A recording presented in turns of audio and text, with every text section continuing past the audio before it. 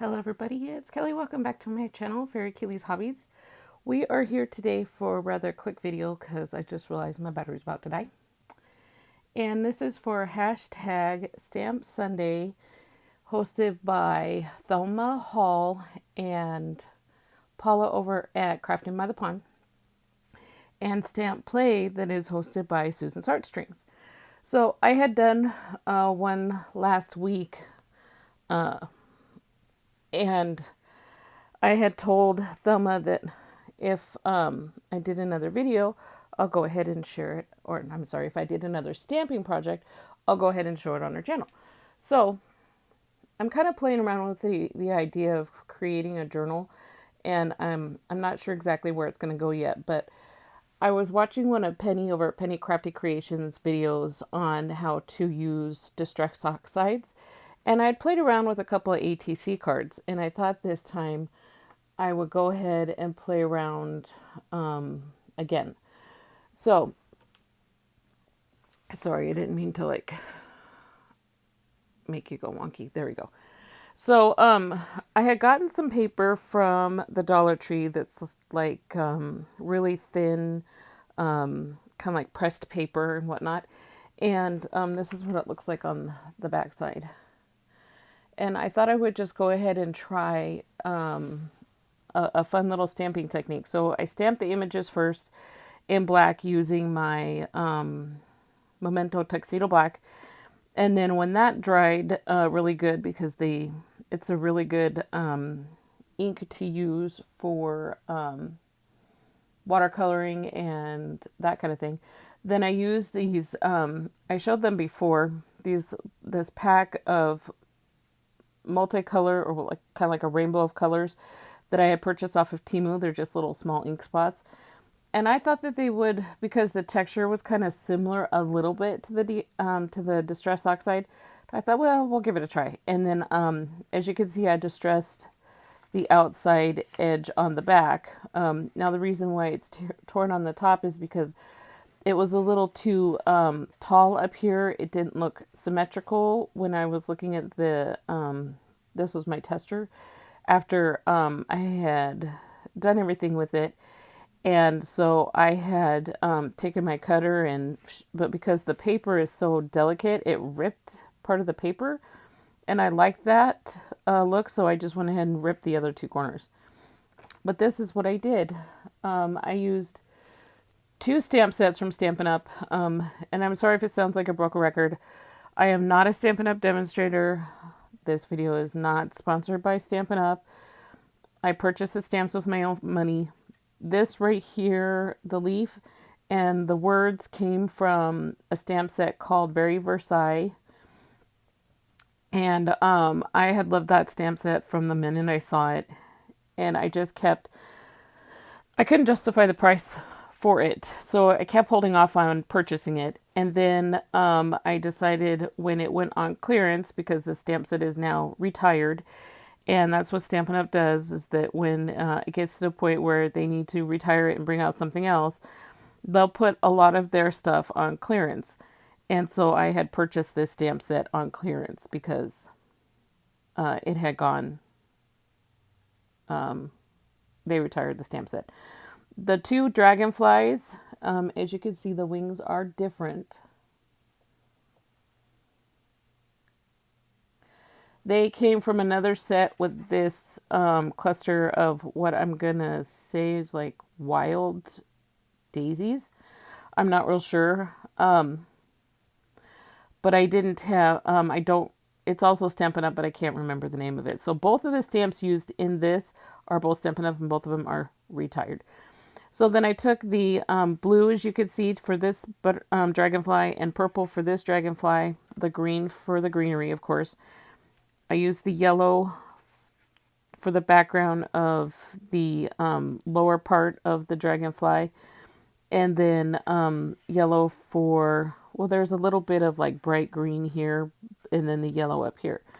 And then I used the vintage photo around the edges. And I had used I have a little spray bottle that I purchased. I don't even remember where I got it from. It's like really like one that you can just like toss in your purse. I feel like liquid hairspray instead of being a can, you know, it's pump hairspray. And I had bought it a long time ago, I think, when I first started, because I had it in my original kit that I would take to club.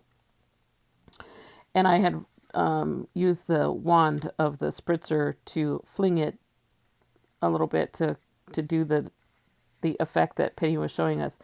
And I also would use the spray. So you could see it worked really well where the Distress Oxide is at. But it worked a little bit in some of the places with the other ink. So I'm not sure if it could affect it that way. Now, I don't know if it's also because I don't know if the oxide is like a water-based ink, but Stampin' Up! Ink is water-based ink, and I could try it again with another tester and see if the Stampin' Up! Inks will do the same thing, because they are water-based. And I believe that the Catherine Pooler, sorry, her inks are water-based inks, and I've seen some of the effects happen as well. So, but I wanted to share this for Stampin' Sunday and Stamp Play, and I was really happy with how it turned out. Again, I'm not sure if this is going to go into another journal, because you know I have my journal that I do once a month. I don't know if I'm going to put it in there. There's an idea of a journal that I've been kicking around. I don't know if I'll put it in there.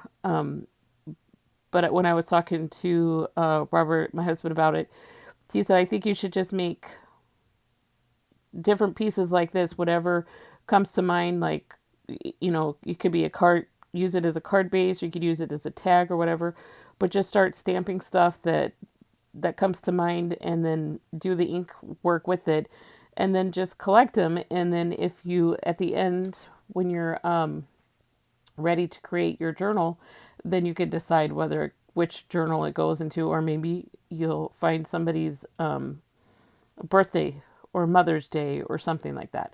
And I think that's a great idea. So I'm going to hold on to this for now until I decide. But I did want to share how wonderful it turned out. And if you have toyed with the idea of doing the distressing, number one, go watch Penny's videos, because she has a lot of helpful tips. And two, just do it. Just go for it. It's just a tester. If it doesn't work out, then, you know, set it aside.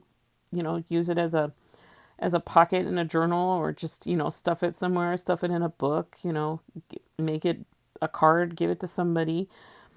You know, I showed Lucia what it looked like. She thought it was beautiful. So, I mean, there's tons of things that you could do with it if it doesn't turn out exactly the way you want to.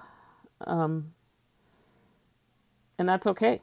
You know, it's fun to do the test. I mean, and if nothing else, you know, it still looks pretty good on the backside too. So, you know, put it as a flap on a journal. You know, maybe you could write a little something on this side and side of the journal.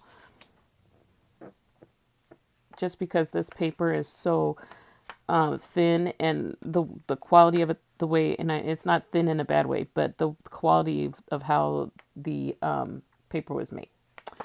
Alrighty, so I'm going to go before my battery dies.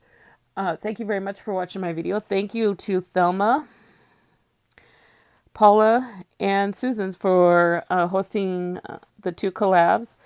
And make sure you check out their channels. They have great videos, awesome ladies, and it's just fun to watch their videos and learn a few things from them. That's kind of what I've been doing. I've been learning a lot from a lot of the crafters out there. And, you know, and since I did mention Penny in the video, check out her video, her channels as well. And I will list all 4 ladies downstairs. Oh my goodness. Down in the description, and I will also link Lucia over at Tiho Creates, because I mentioned her as well. Alrighty guys, have a great day, and I hope you enjoy. Bye.